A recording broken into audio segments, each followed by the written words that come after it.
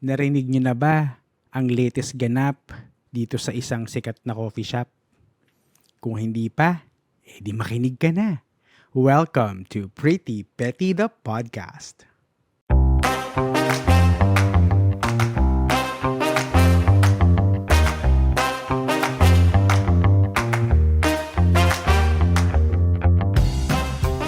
Hello mga pretty people! Welcome back sa ating podcast in our latest episode. Medyo, hindi naman siya mainit na issue na. Natakpan na siya actually. Pero at the time of this recording, medyo mainit pa itong issue na to.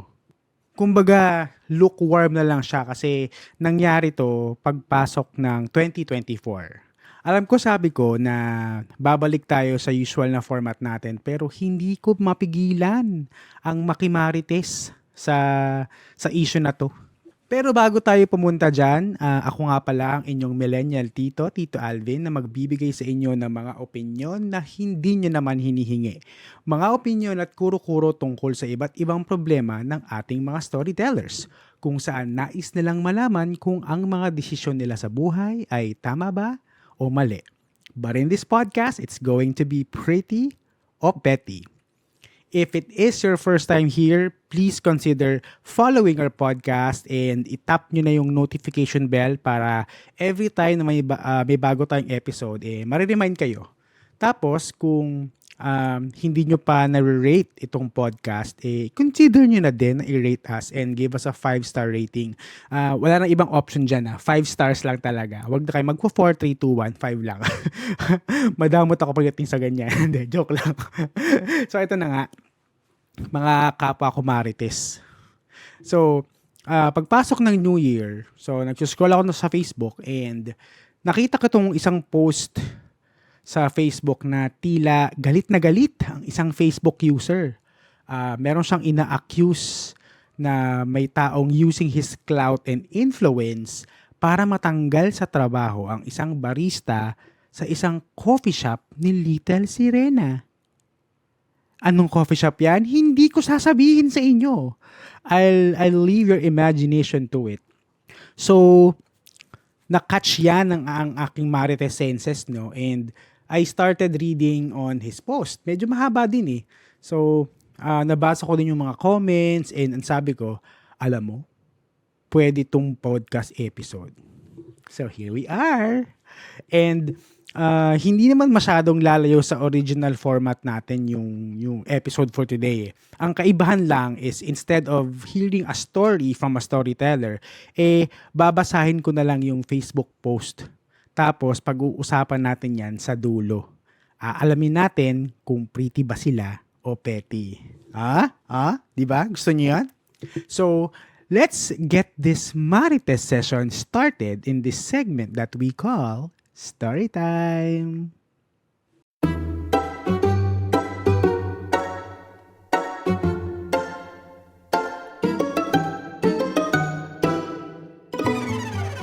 Okay, ito medyo mahaba pero just bear with me. And kung nabasa nyo na yung story na to sa Facebook, ay di ayos lang. Pero kung hindi pa, so just listen. Okay, it's this article, this Facebook is titled Negative Adjustment. So, ito yung sabi. I felt embarrassed. Kuya asked me sarcastically to place the table and chairs back. And when I didn't, he slammed them back to their original places. My family and I celebrated Christmas Day in Okada, Manila. We roamed around, took pictures, and ate good food. We were on light, festive moods. We decided to have our coffees and desserts at this little coffee shop. Hindi ko mabanggitin eh. People were everywhere. All seats were taken and we waited patiently until some tables were cleared. We were 14 people, so a long row of tables was necessary. Then a cleaner staff came, he ignored us and dispersed the tables and chairs to different places. And then may conversation na nangyari. Kuya, gagamitin po namin, I exclaimed. Sige, kunin mo, ibalik mo. He sarcastically replied. Hala, bakit po ako? Ayan, I answered back. Di ayan, He told me while literally slamming back the tables and chairs to their places. May confrontation na nangyari. I felt embarrassed because people were looking at him and at me. I kept quiet and told myself to let it pass because it was Christmas Day after all. We were about to finish our coffee and cake when the manager or the team leader approached us and she apologized for what happened. She called the cleaner who also apologized profusely. I asked him why he did it. And ito yung sabi nung employee. Sir, dami lang pong trabaho sa loob kanina, was his response.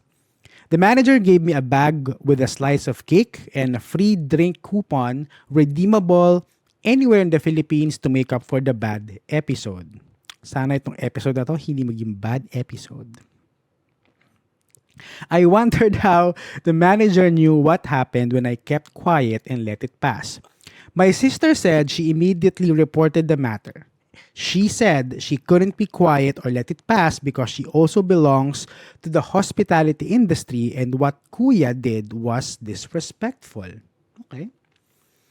My sister inherited that bravery and audacity from our parents.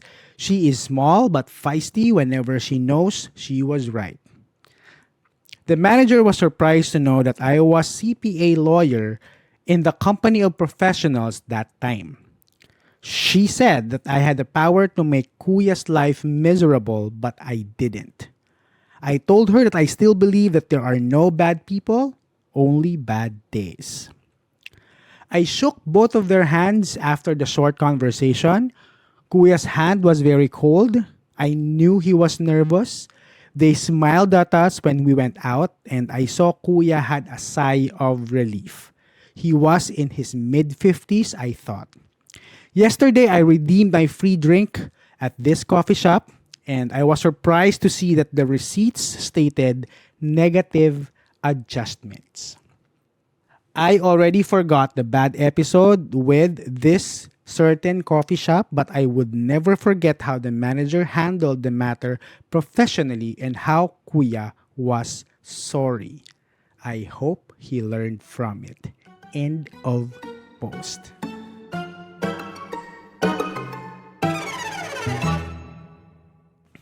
Okay, ayan, ang haba naman ng post na yan. Diyos ko Lord, pinagpagurang i-type.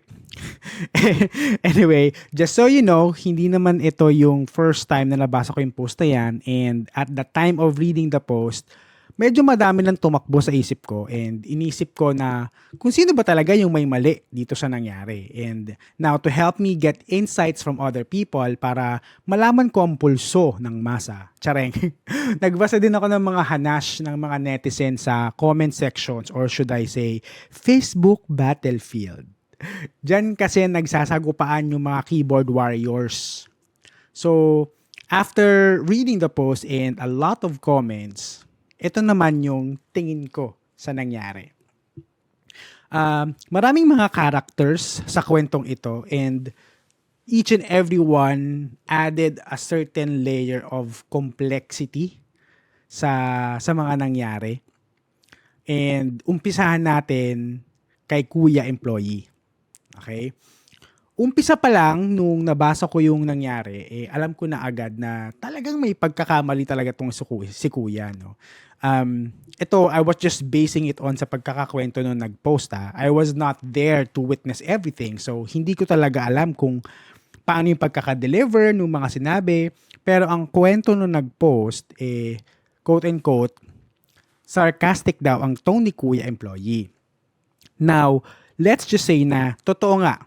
And I am inclined to believe na totoo kasi eventually nag-apologize si employee. So, most likely, totoo yung sinabi ni nag-post. It is wrong for him to lose his temper like that on a customer, especially kung wala namang masamang ginagawa sa kanya, yung customer. As an employee of Little Sirena's coffee shop, he is part of the food and beverage industry, which in effect is part of the hospitality industry. Alam naman natin na if you are part of the hospitality industry, you should have the longest patience in the world. Tama ba ako? Yes. Alam ko yan na patience is the key pagdating sa ganitong klaseng industry. Kasi in the past, nag-work tayo sa reservations department ng isang hotel.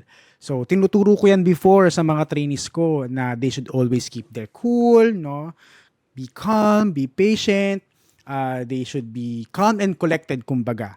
Kasi hodang napakakupal ng kausap nila sa phone. Kailangan kalmado lang sila. Lalo na yung ganitong sitwasyon, di ba? Face-to-face ang interactions mo with the customers. Kasi, apart from your voice and tone, kasama na din dyan yung, kasama mo ng need i-manage yung body language and facial expressions. Alam mo yung asar na asar ka na sa customer mo, pero hindi ka pwedeng kumunot ng ulo. Kasi, parte yan ng duties mo eh. Part yan ng trabaho mo. So, kahit nasa harapan mo si Satanas, and 10 ng mga kademonyuhan niya, smile ka lang talaga and dapat kalmado ka.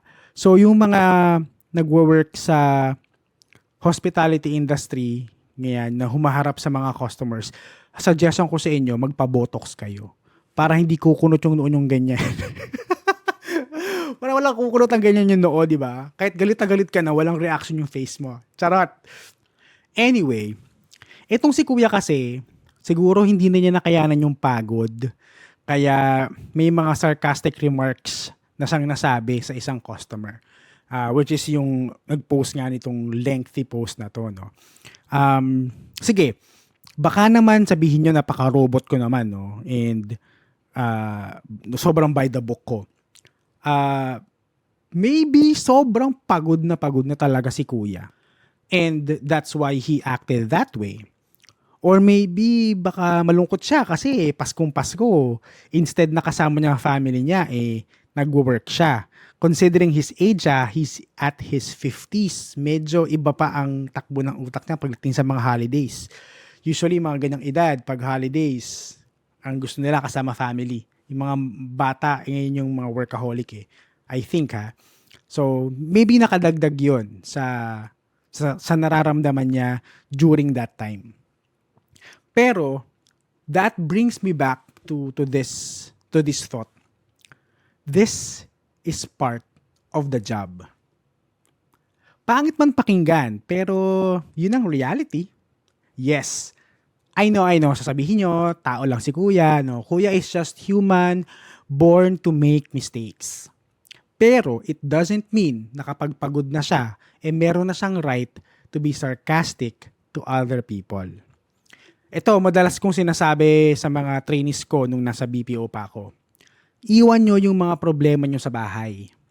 Wag nyo dadalhin yan sa trabaho. Kasi in certain levels, tama naman Kasi your customers doesn't deserve a bad treatment. Especially kung maayos sila nakipag-usap sa inyo in the beginning, di ba? Hindi nila deserve na masungitan dahil may problema kayo sa bahay. Kaya, lagi kong sinasabi, iwan nyo ang problema nyo sa bahay nyo. Huwag nyo dadalhin sa trabaho. Okay? The worst thing that you can do is to lash out to your customers kahit wala silang ginagawang mali or masama sa inyo. Wait. Commercial muna. Meron ka bang story or social dilemma na gusto mong i-share dito sa podcast? Send mo na at pag-usapan natin yan. Just go to bit.ly/prettypettystory. Ulitin ko, it's bit.ly/prettypettystory. Just send in your story and we will do the rest. Also, you can follow our social media pages in Facebook, Instagram, and TikTok. You can follow us on Instagram at PrettyPettyThePod, in TikTok at PrettyPettyThePodcast, and Facebook page at bit.ly/PrettyPettyThePodcast. Or search nyo lang ang Pretty Petty the Podcast in these social media platforms. Kita-kits, pretty people! Now back to our show! Okay, next sa suspects natin. Suspects talaga? Parang may ginawang krimen. Anyway, next person na pag-uusapan natin is yung nag-post. Si original poster naman ang pag-uusapan natin. Mula nung nauso ang Facebook or yung internet in general, kapag meron tayong mga napapansin na mga mali sa paligid natin, ang una natin ginagawa is usually i-post yan sa social media. Guilty ako dyan at some point. Yan, especially nung kasimulan ng internet.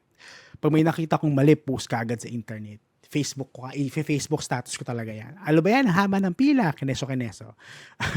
Kahit, for example, mahaba ang pila, o kaya kapag mainit, kapag may sinabing mali yung isang empleyado ng isang company, o kaya isang barista sa coffee shop ni Little Sirena, una natin gagawin is i-share yung experience sa social media. Yan ang ginawa ng Facebook.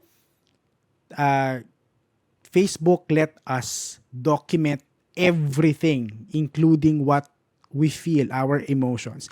To some extent, okay lang naman yan. Pero some people take it to a different level. Aminin na natin, no? Iba-iba tayo ng purpose kung bakit natin ginagawa yan. Yung iba is to spread awareness, kuno.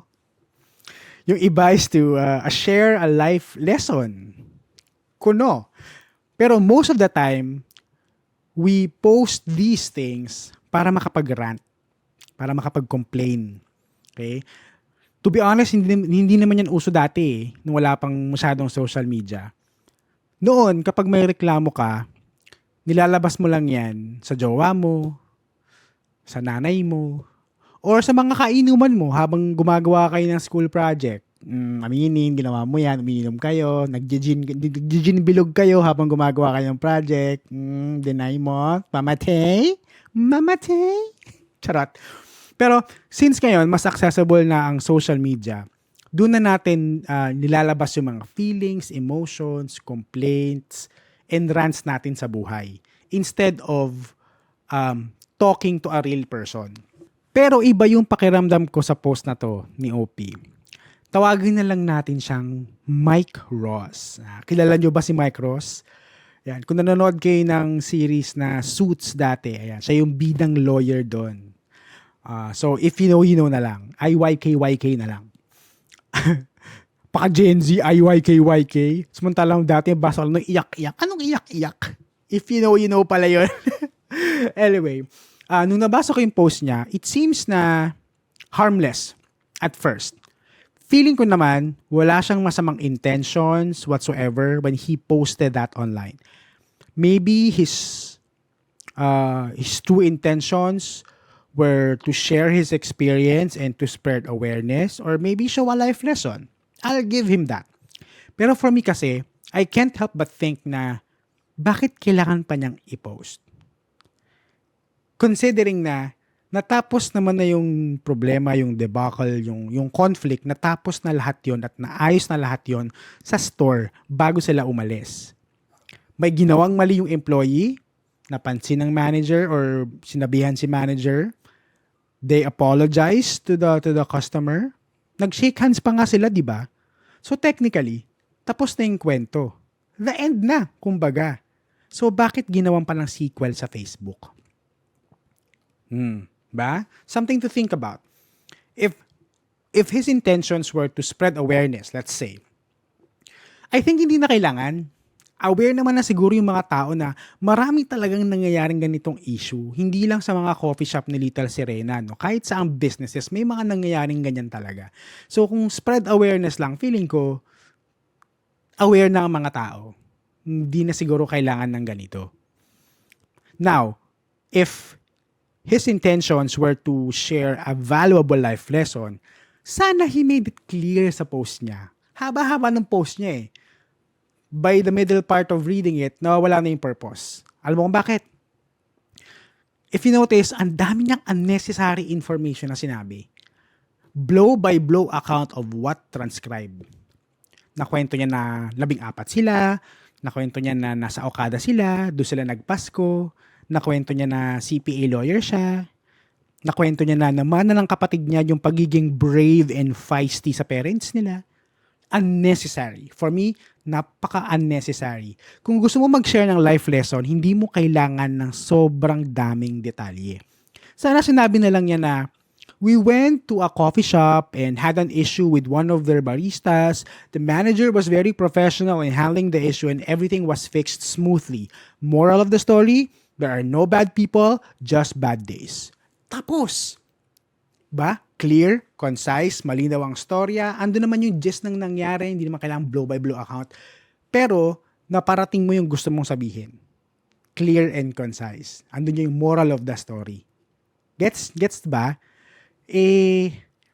Ang nangyari, ang daming mga tsururot sa kwento. Kaya hindi mo din maiwasang isipin or maramdaman na merong sense of entitlement konti. Yung narrative ng story, may konting brag, kahit sabi mo humble brag, hindi mo maiwasang isipin yun eh. So for me, may konting fault din dito si Mike Ross kasi he didn't have to bring the issue in social media because the issue was already fixed at the store. May freebies pa nga siya, di ba? Nagamit pa niya yung mga freebies. So, tapos na. End of the story na, end of the chapter na, move on. Kaso parang hindi pa siya nakapag-move on at that time.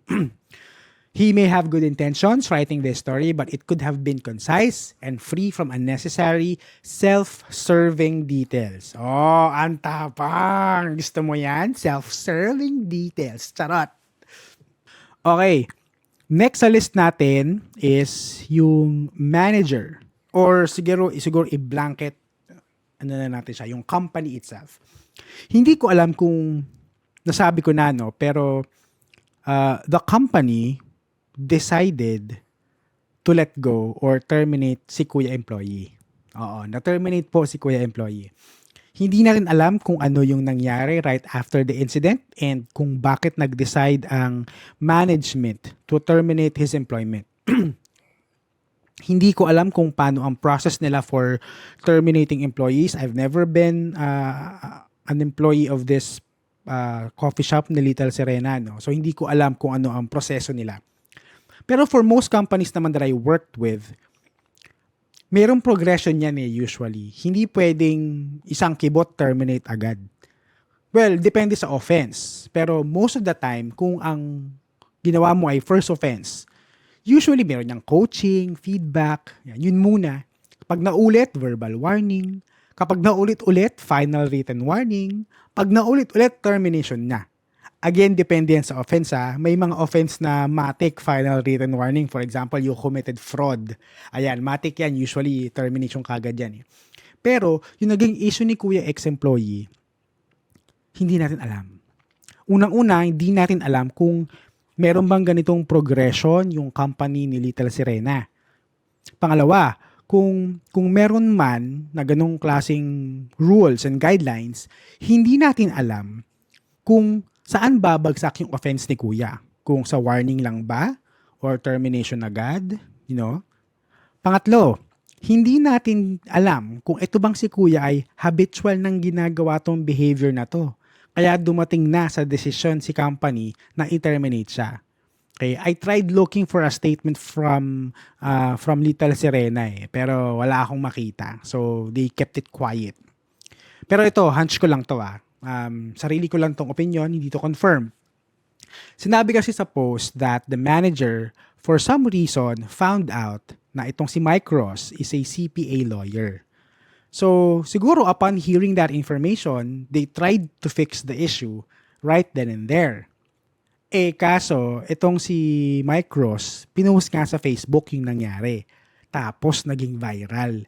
So, ngayon, itong si company, alam mo yon, baka their backs were pushed against the wall. Wala na sila ng choice but to let go of the employee kasi masisira yung image ng company because of his actions. Posible. Di ba? Kasi naging trial by publicity na siya Umatake na yung mga keyboard warriors dyan. So, para matahimik ng lahat, tanggalin na lang natin yung empleyado. I-sacrifice ka na itong isang empleyado kapalit ng maayos na public image. Usually, nangyayari yan. Hindi ko sinasabing lahat, hindi ko sinasabing palagi, pero nangyayari yan. Kumbaga, take one for the team. Tanggalin na kita kesa mas matinding damage control ang gagawin namin o ang mangyayari. So, kung hindi dumaan sa due process, yun yung term na hinahanap ko, due process. Kanina pa ako nag-iisip ko ano yung tawag doon. Meron pa akong progression, due process. Ayan. So, kung hindi dumaan sa due process ang termination ni Kuya ex-employee, very wrong sa Little Sirena. Diba? Kung tinanggal si Kuya ex-employee just to save their public image, very, very wrong. But I guess we will never know unless maglabas ng statement si si Little Serena at mag-decide siya to finally be part of our world. Chareng! Gusto niya yun? Be part of your world? Pero, I'll give credit sa manager on how she controlled the situation. Hindi na siguro kailangan yung sinabi niya na you can make his life miserable but you didn't comment. Pero generally speaking naman, naayos niya yung gusot in a very professional manner. As she should. I think she's a she based on my readings sa babae manager. So, kudos to her for handling the situation very well. Pero again, may mga unnecessary details na hindi na dapat sinabi. Okay, ito na. Last na. Minor role lang naman siya dito. Pero sa tingin ko, malaking ambag niya sa naging flow ng story. Alam niyo yung mga zombie movies? Or yung mga pandemic movies, yung mga sakit-sakit na movies. Yung Patient Zero. Yung unang natatamaan ng virus or whatever. Diba? Usually, sila yung reason kung bakit kakalat yung sakit or yung virus. Tapos, wala pa sa kalahati ng movie, mamatay na sila or bigla na lang silang hindi makikita. Parang ganyan. Parang ganyan yung nangyari sa ating minor character. Tawagin na lang natin siyang Patient Zero Sister. Nabanggit ni Mike Ross na matapang at feisty itong si Patient Zero. Siya actually ang lumapit sa manager para ireklamo itong si Kuya ex-employee. To be fair, in all fairness, maingay ang aso ko. Nagkakamot siya. Sydney, stop it. Kung kailan nagre-record ako, dun siya. Nagkamot-kamot sa dingding. Ang galing. To be fair, in all fairness, wala akong nakitang masama dun. Tama naman yung ginawa niya. Kapag may nakita kang mali, i-report mo sa right authorities. Hindi sa Facebook, hindi sa Twitter, sa right authorities. And yun naman yung ginawa niya. Ni-report niya sa manager yung nangyari. Pero ito ang bulong-bulungan sa Facebook battlefield. Na itong si Patient Zero daw ang nagsabi sa manager na CPA lawyer ang kapatid niyang si Mike Ross. Simple flex kumbaga. Or minor threat? Di natin alam. Siguro sinabi niya yon para mas mabilis yung action from the management. Now, it will tie up dun sa sinabi ni Mike Ross na nagulat siya na alam ng manager na lawyer siya. Now, hindi natin alam kung paano kinausap ni Patient Zero itong si manager, no? Knowing that she is brave and feisty and all. Kung totoo na sinabi niya sa manager na CPA lawyer si Mike Ross, bakit? Para saan? To impose a higher authority? To flex their social status? Again, all of these things are just fluff and hindi naman kailangan sa kwento. That info may or may not aggravated the issue to be honest with you guys. But it definitely made the story moving. Tapos, pagtapos siya makwento sa manager yung nangyari at i-flex yung mga gusto niyang i-flex, nawala na siya sa kwento like a true fashion Patient Zero in some zombie movies. So, ano ang verdict natin? Simplihan na lang natin. Walang pretty sa kwentong ito. Lahat ng characters ng kwentong ito may kanya-kanyang level of pettiness. Simple, di ba? Simple, usapan lang naman eh. Walang pretty, lahat kayo petty. Iba-ibang levels lang, pero petty kayong lahat. So, ano nga ba ang moral of the story? Okay, number 1. If you work directly with customers, try to extend your patience 100 times more. Tulad ng sabi ko kanina, maraming mga customers dyan na entitled, feeling righteous. So, you always have to be the bigger person and be patient with them. Huwag papadala sa mga ill emotions and feelings sa paligid mo.